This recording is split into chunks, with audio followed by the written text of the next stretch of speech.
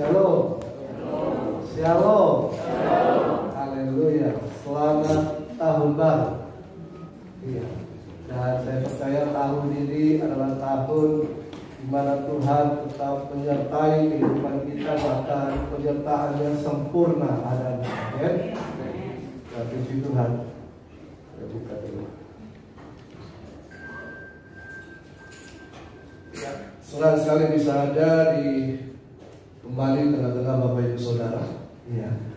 Dan kemarin Bapak Gembala ulang tahun. Ya, kalau Bapak Gembala menyaksikan siaran ini, selamat ulang tahun Pak Bas. Haleluya. Oke, mari kita akan bersama-sama mulai mendengarkan firman Tuhan. Saya beri judul tetap percaya. Ya, tetap percaya. Dan di tahun ini saya membaca banyak berita, bahwa banyak ramalan tentang tahun ini. Ya, ada yang mengatakan baik, puji Tuhan. Tetapi tahun ini dikatakan tahun double, tahun kembar, ya. Dan juga dikatakan karena tahun kembar maka tahun petaka, katanya. Ya, ada satu berita saya baca, saya bilang, wah, ini bikin takut-takut saja orang ini memasuki tahun yang baru. Dan kita juga masih hidup di tengah-tengah pandemi hari-hari ini, ya. Kita juga tidak tahu kapan ini berakhir pandemi ini. Nah, tapi kalau kita melihat ramalan, kita melihat hal-hal yang dinyatakan oleh para peramal, ya, menyatakan bahwa hidup akan susah, bisnis akan susah, keuangan susah, semuanya susah. Ya, bagi orang dunia semua susah. Tapi bagi kita yang tetap percaya ada janji pertolongan penyertaan Tuhan. Amin. Nah, jadi bagi mereka yang mempercayai ramalan, maka hal itu akan terjadi. Kenapa? Karena apa yang kita percaya itu akan mempengaruhi kehidupan kita. Itu akan mempengaruhi pikiran kita, dan pikiran kita akan menyuruh seluruh sistem tubuh kita untuk bertindak sehingga apa yang dipercayai menjadi kenyataan. Nah, belum lagi ada spirit-spirit yang lain, ya. Muncul roh ketakutan di dalamnya, ya, yang roh itu akan mencengkram kehidupan kita sehingga ya apa yang kita percayai itu akan terjadi. Karena itu mari kita menyerahkan seluruh kehidupan kita hanya kepada Tuhan. Alkitab mengatakan begini, Mazmur 65 ayat 12. Mazmur 65 ayat 12 berkata, Engkau memahkotai tahun dengan kebaikanmu, jejakmu mengeluarkan lemak. Di sini dikatakan engkau, engkau memahkotai tahun dengan kebaikanmu. Jadi Tuhan itu memahkotai tahun ini. Setiap tahun ternyata, ya, bukan hanya setahun ini saja, ya. Tuhan itu memahkotai setiap tahun dengan kebaikan-kebaikannya. Memahkotai itu berarti mengelilingi, melingkupi, memasang kebaikan Tuhan di tahun-tahun yang kita lalui, bahkan yang akan kita jalani hari-hari ini. Dan jejakmu mengeluarkan lemak, kata firman Tuhan. Bukankah ini janji Tuhan yang luar biasa, bahwa setiap tahun Tuhan memahkotai dengan kebaikannya dan jejak Tuhan mengeluarkan lemak. Nah, ayat-ayat ini berbicara tentang pemeliharaan Tuhan terhadap setiap orang percaya, umat Tuhan. Ya, dan ayat-ayat ini juga, kenapa ayat ini dinyatakan oleh pemazmur? Karena pemazmur berpegang pada janji Tuhan. Dan pemazmur ingin melihat ada hasil panen yang berlimpah-limpah, ada hujan yang dicurahkan, dan semuanya itu dialami oleh umat Tuhan. Dan ada kesuburan di dalam, sehingga ketika mereka menanam, mereka akan menuai berkat yang berkelimpahan. Ya, bahkan pada saat-saat sulit sekalipun, ketika mereka menanam, mereka akan mendapatkan hasil yang berlipat kali ganda, karena ada penyertaan Tuhan. Karena ada janji Tuhan yang dipegang, karena ada penggenapan perjanjian Tuhan bagi umatnya yang setia. Nah, kalau kita melihat di ayat ini, ada dua hal. Yang pertama, bahwa Tuhan itu memahkotai tahun dengan kebaikan. Nah, bagi yang percaya maka tahun ini adalah tahun di mana Tuhan akan melakukan banyak kebaikan dalam kehidupan kita. Bahkan setiap saat akan ada kebaikan Tuhan. Setiap hari akan ada kebaikan Tuhan yang akan kita terima. Amin. Yang akan kita alami. Tapi kan Pak, banyak masalah. Betul, banyak masalah. Tetapi di tengah masalah ada kebaikan Tuhan yang kita bisa nikmati. Tapi Pak, saya kan lagi sakit, lagi tidak sehat. Tidak masalah. Di tengah ketidaksehatanmu ada kebaikan Tuhan yang kita akan alami. Amin. Nah, itu kebaikan Tuhan. Memang penderitaan tidak akan pernah berlalu dalam kehidupan manusia. Betul. Masalah tidak akan pernah berlalu dalam kehidupan manusia. Pasti kita akan mengalami penderitaan dan masalah. Tetapi di tengah-tengah penderitaan dan masalah ada kebaikan Tuhan. Haleluya. Nah, di sini dikatakan bahwa Tuhan memahkotai tahun dengan kebaikan. Berarti kalau tahun dimahkotai setiap hari, setiap saat ada kebaikan Tuhan yang kita alami. Nah, kata kebaikan dengan kebaikanmu di sini dalam bahasa Ibrani itu dipakai kata tov atau dibaca tobi, T-O-W-B, dibaca tobi. Ya, kata ini berarti good, pleasant, agreeable, excellent, prosperity, wealth, precious, favor, dan semuanya merupakan hal-hal yang baik bagi kehidupan manusia. Kata tobi ini berarti baik, menyenangkan, bagus sekali, kemakmuran, apalagi kekayaan, ada penghargaan, hal-hal yang berharga, ada favor, ada kebaikan Tuhan. Nah, jadi bagi orang percaya maka hari-hari hidup kita akan dipenuhi dengan hal-hal yang baik, hal-hal yang menyenangkan, ada berkat melimpah dan kebaikan-kebaikan Tuhan yang lainnya. Karena itu jangan takut. Jangan takut. Ini minggu kedua di tahun ini, kita baru melangkah. Masih ada minggu-minggu yang berikutnya. Tetapi firman Tuhan katakan jangan takut. Karena ada kebaikan-kebaikan yang Tuhan berikan. Ya, ada hal-hal yang indah, hal-hal yang baik, ada hal-hal yang berharga yang akan kita nikmati di tahun ini. Tapi kan kita tidak tahu ke depan kita. Benar, kita tidak tahu. Tapi kata Yakub, saat ku tak melihat jalanmu, saat ku tak mengerti rencanamu, namun tetap ku pegang janjimu. Katakan, pengharapanku hanya padamu. Hatiku percaya, hatiku percaya, hatiku percaya, hatiku percaya, selalu ku percaya. Memang kita tidak melihat jalan di depan kita. Kita tidak tahu apa yang akan terjadi 1 menit, 5 menit, bahkan hari-hari kehidupan kita. Tetapi ada Tuhan yang memegang tangan kita. Oleh karena itu mari kita percaya. Orang yang percaya akan mengalami semua itu. Siapakah orang yang percaya itu? Kata firman Tuhan, Yeremia 17 ayat 7 sampai yang ke-8. Siapakah orang yang percaya? Orang yang percaya bukan hanya sekedar saya berkata, saya percaya janji Tuhan. Tapi Yeremia 17 ayat 7 dan 8 berkata, diberkatilah orang yang mengandalkan Tuhan, yang menaruh harapannya pada Tuhan.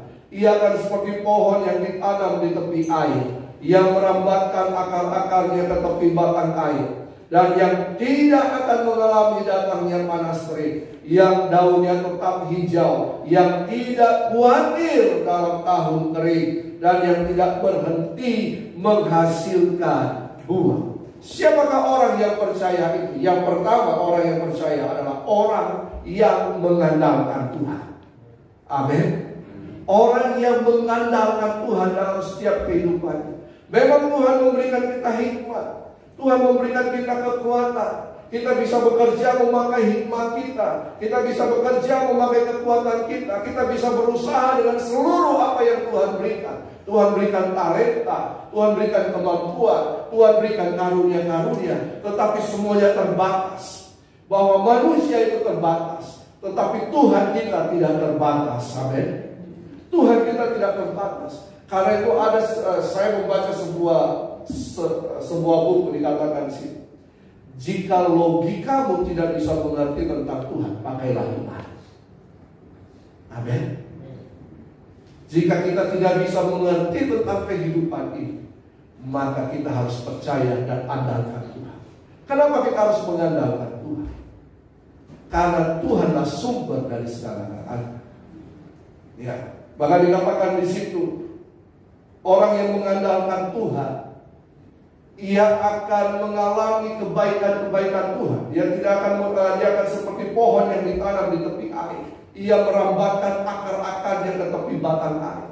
Dia akan mendapatkan berkat kehidupan. Sebuah pohon akan tumbuh subur kalau akar-akarnya menemukan sumber makanan, sumber mineral, sumber air. Betul kan? Sumber air solekan. Siapakah sumber air? Sumber dari segala, Tuhan Yesus. Amin. Tuhan Yesus ada di dalam kita. Kita akan percaya kepada Tuhan Yesus. Tuhan Yesus ada di dalam kita. Amin. Tuhan Yesus dekat dengan kehidupan kita. Oleh karena itu dikatakan, tinggal di dalam aku tinggal di dalam kamu. Jangan mengandalkan kekuatan kita sendiri. Saya tidak baca ayat sebelumnya. Dikatakan orang yang mengandalkan kekuatannya sendiri, dia akan mengalami tanah angus, padang angus. Ya, dia tidak mengalami datangnya kebaikan itu. Kebaikan itu sudah diberikan. Tetapi orang yang mengandalkan kekuatannya sendiri tidak akan mengalami hal itu. Oleh karena itu dalam kehidupan kita, andalkan Tuhan. Memang kita mampu, kita punya materi, tapi itu semua terbatas. Saat kita mau melangkah, kita mengerjakan sesuatu, minta pimpinan Tuhan, minta pertolongan Tuhan. Ya, jangan pakai kalkulasi. Oh, kira-kira begini-begini. Kalkulasi kita terbatas. Kalkulator itu terbatas, betul kan? Tetapi Tuhan tidak terbatas. Seringkali ya, karena memang dari kecil kita sudah diajar hidup itu tambah kali kurang lagi. Betul kan? Ada tambah, ada kali, kurang, bagi. Tetapi kadang-kadang tidak seperti rencana kita. Andalkan Tuhan. Ya, andalkan Tuhan. Yang kedua, orang yang percaya itu adalah orang yang menaruh harapannya hanya pada Tuhan. Saya ingat ada satu lagu dulu. Diberkatilah orang yang mengandalkan Tuhan. Diberkatilah orang yang dan ya pasti orang dulu pasti tahu ya.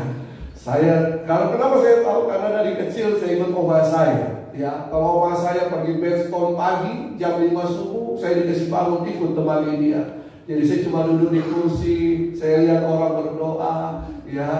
Tiap kali ada ibadah rumah tangga, oma saya yang ajak saya pergi. Karena pada waktu itu orang tua saya ada di kota yang lain, saya tinggal sama oma saya. Jadi oma saya yang selalu bawa saya. Jadi saya tahu waktu dulu hal itu.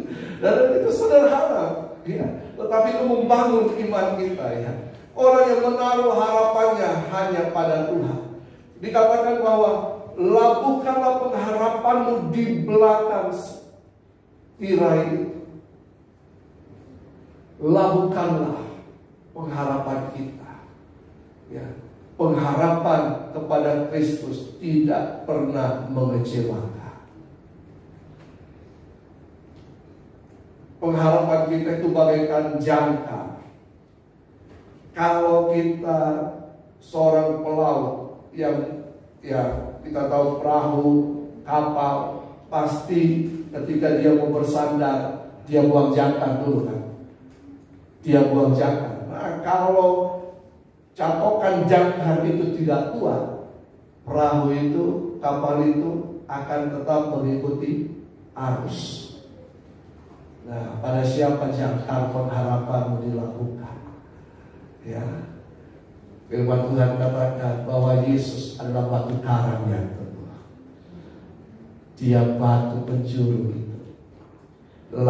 Buanglah jangkar ke batu itu. Maka lihat, walaupun angin badai, gelombang dalam kehidupan ini menyapu kehidupan kita, tapi kalau jangkar kita berlabuh di tempat yang tepat, itu tidak akan mempengaruhi kehidupan kita. Bahkan dikatakan dia tidak akan mengalami datangnya panas terik, yang daunnya tetap hijau, yang tidak khawatir dalam tahun kering. Yang tidak khawatir dalam tahun kering. Tahun-tahun lalu kita sudah mengalami tahun kering, betul kan? Iya kan? Bisnis kering, ya, kehidupan kering, orang berteriak susah. Tapi berapa banyak yang ditolong oleh Tuhan? Berapa banyak saudara yang mengalami mujizat Tuhan? Mari teruslah taruh pengharapanmu hanya pada Yesus. Dunia menawarkan banyak hal, tetapi dunia tidak menawarkan hal yang tetap. Hanya Yesus yang menawarkan hal yang pasti. Bahkan seandainya kenyataan tidak sesuai dengan pengharapan kita, kata Nabi Habakuk 3 ayat 17-19 berkata begini: sekalipun pohon ara tidak berbunga, pohon anggur tidak berbuah, Habakuk 3 ayat 17-19. Hasil pohon zaitun mengecewakan, sekalipun ladang-ladang tidak menghasilkan bahan makanan, kambing domba terhalau dari kurungan, dan tidak ada lembu sapi dalam kandang. Namun aku akan bersorak-sorak di dalam Tuhan, beria-ria dalam Allah yang menyelamatkan aku. Tuhanku itu kekuatanku. Ia membuat kakiku seperti kaki rusa. Ia membiarkan aku berjejak di bukit-bukitku. Tuhan yang pegang kendali dalam kehidupan kita. Karena itu mari kita terus percaya, kita terus berserah kepada Tuhan. Bahkan dikatakan sekalipun semuanya tidak baik, Tuhan yang akan membuat kaki kita kuat seperti rusa. Rusa itu binatang yang cekatan, yang kalau dia lari itu dari pengejarnya susah untuk didapat. Bahkan dikatakan kakinya itu berjejak di gunung-gunung batu. Ya, saya lihat kalau Discovery Channel itu dia binatang-binatang, ada mereka naik di atas gunung-gunung batu yang bagi kita mustahil untuk dinaiki, tapi binatang-binatang seperti ini sangat kuat untuk itu. Nah, Tuhan akan membuat kita seperti itu, menguatkan kita. Dan ini merupakan keyakinan bahwa Tuhan akan membawa kita melewati lembah kekelaman sekalipun. Ya, lembah kekelaman untuk apa? Untuk memproses kehidupan kita. Ada kalanya kita diperhadapkan dengan hal-hal seperti yang dikatakan oleh Nabi Habakuk. Untuk apa? Untuk memproses kehidupan kita. Tapi Tuhan akan memberikan kita kekuatan. Dia proses kita untuk apa? Untuk tetap percaya kepada Tuhan.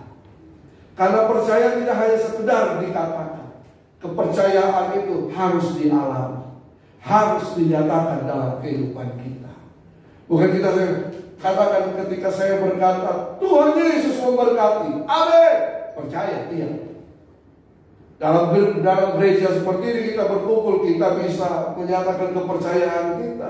Kita nyanyi tadi, hatiku percaya, tapi ketika di luar, ya, keadaan, kenyataan kok berbeda dengan apa yang dikatakan firman Tuhan. Itu proses. Itu proses terhadap kepercayaan kita. Apakah kita sungguh-sungguh ya mengandalkan Tuhan dan menaruh pengharapan kita kepada Tuhan atau tidak? Kepercayaan itu bukan sekedar dikatakan atau kemudian ya saya percaya apapun yang terjadi, kemudian hanya berserah seperti itu. Tapi kita harus berjalan bersama Tuhan, mengalami pengalaman-pengalaman berjalan bersama Tuhan, lewati lembah kekelaman sekalipun, kata Daud, aku tidak akan takut, sebab gadamu dan tongkatmu itulah yang melindungi aku. Bahkan Daud berkata, engkau menyediakan hidangan bagi di hadapan para lawan-lawan. Proses kepercayaan. Bagaimana kita bisa menikmati kehidupan kita di tengah-tengah masalah yang terjadi. Bagaimana kita bisa menikmati kebaikan Tuhan di tengah-tengah penderitaan yang sedang terjadi. Amin. Proses dalam kehidupan kita. Nah, oleh karena itu Tuhan akan memberikan kita kekuatan. Hati kita akan melangkah dengan penuh kepercayaan kepada Tuhan. Dan Dia akan memimpin langkah-langkah kehidupan kita. Sehingga kita berkata, Yesus memegangku dengan tangan kanannya. Yesus memberiku kemenangan. Yesus memegangku dengan tangan kanannya. Yesus memberiku kemenangan. Amin. Yesus yang memegang tangan kita, Tuhan yang memegang tangan kita, bukan kita yang pegang tangan Tuhan. Kalau kita yang pegang tangan Tuhan, suatu saat akan terlepas. Tapi kalau Tuhan yang memegang tangan kita, pasti tidak akan terlepas, kecuali kita yang melepaskan tangan Tuhan. Amin. Nah, percayalah. Jadi orang yang percaya adalah orang yang mengandalkan Tuhan, orang yang menaruh pengharapannya hanya pada Tuhan.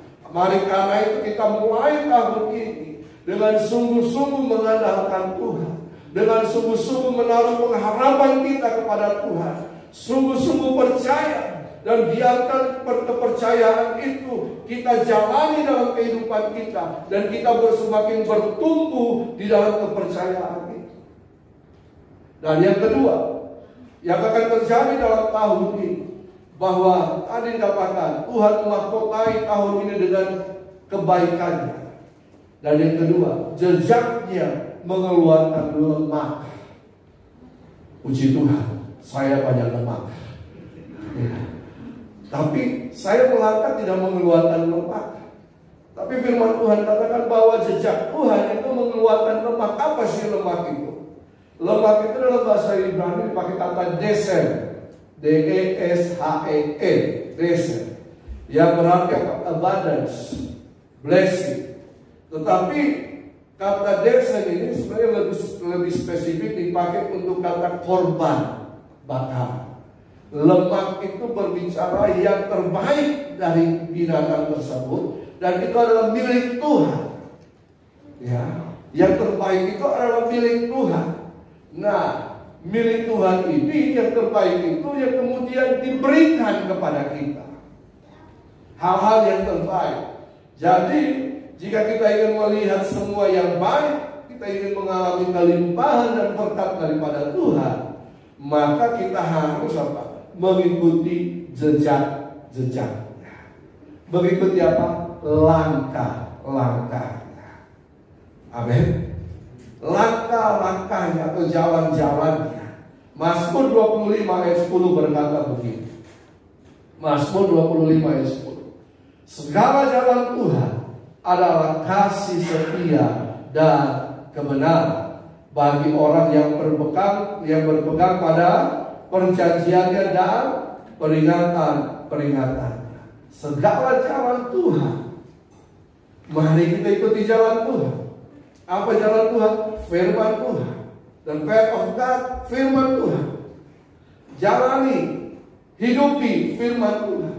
Tuhan akan menuntun kita dengan firman-Nya. Oleh karena bagaimana Tuhan bisa menuntun kita dengan firman-Nya? Kalau kita tidak pernah bersekutu dengan firman-Nya, kalau kita tidak pernah membaca firman-Nya, atau baca firman Tuhan, hidupi firman Tuhan, maka langkah-langkah hidupmu akan dituntun oleh Tuhan. Bahkan Yesus sendiri berkata, Yohanes 14 ayat 16, Yohanes 14 ayat 16 kata Yesus kepadanya, "Akulah jalan.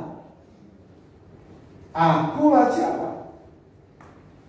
Yesus bukan penunjuk jalan, tapi dialah jalan. Dialah jalan. Kenapa dia katakan dialah jalan? Karena tidak ada seorang pun yang pernah pergi ke surga. Ada di sini sudah pernah pergi ke surga? Ada? Ada yang mau pergi ke surga? Ada? Ada yang sudah pernah balik dari surga? Ada yang berkata, saya mimpi bolak-balik surga. Nah, mimpi, ya hanya mimpi. Belum tentu. Tapi ada sini yang sudah pernah membuktikan bahwa dia sudah pernah dari surga. Ada?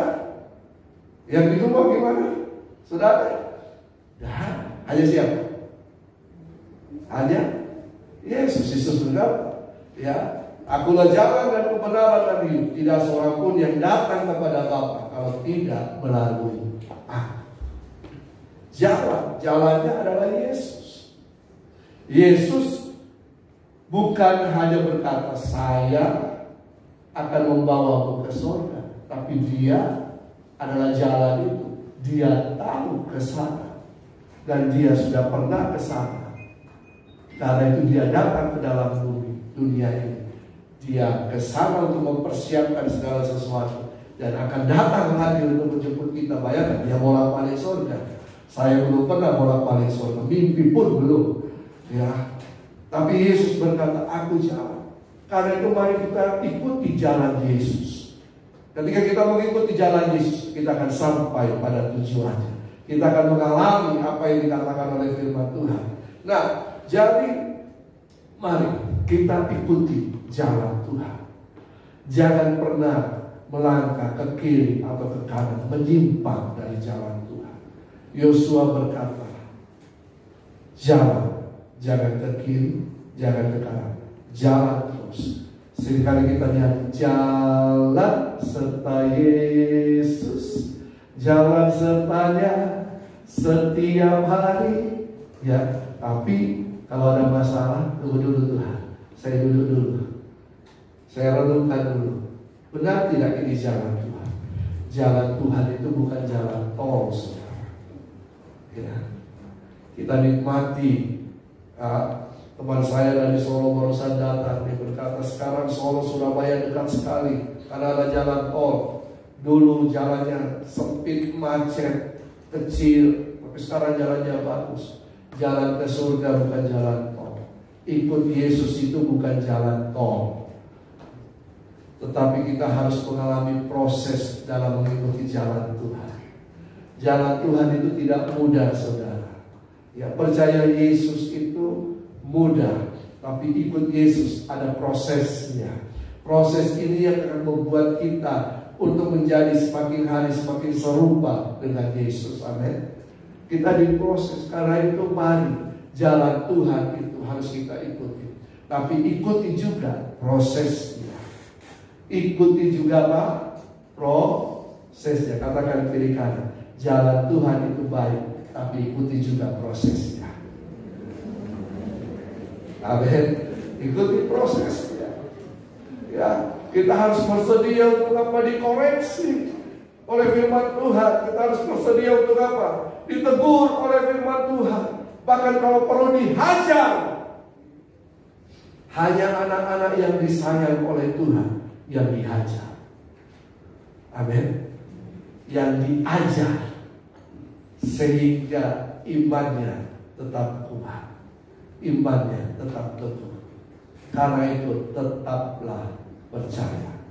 Apapun yang terjadi, hari-hari hidupmu, orang lain berkata susah, orang lain berkata mustahil, orang lain berkata ini tahun kering, orang lain berkata hal-hal yang tidak mungkin. Tetapi ketika kita percaya kepada Tuhan, maka kita akan mengalami hal-hal yang baik. Amin. Mungkin ada rasa ragu ketika kita masuk di tahun 2022 ini. Atau ada rasa khawatir, ada rasa takut. Tapi firman Tuhan katakan, bahwa Tuhan itu memahkotai tahun ini dengan kebaikannya. Bahkan jejaknya mengeluarkan lemah. Mari kita terus berserah pada Tuhan. Andalkan Tuhan. Teruslah percaya kepada Tuhan. Memang firman Tuhan ini sederhana, tapi biar firman Tuhan ini menjadi kekuatan bagi kita, memberikan nutrisi, memberikan kekuatan bagi kita untuk menghadapi tahun ini. Penyertaan-Mu sempurna, adakah ya berserah pada Tuhan. Walau di tengah badai, inginku selalu bersama. Rasakan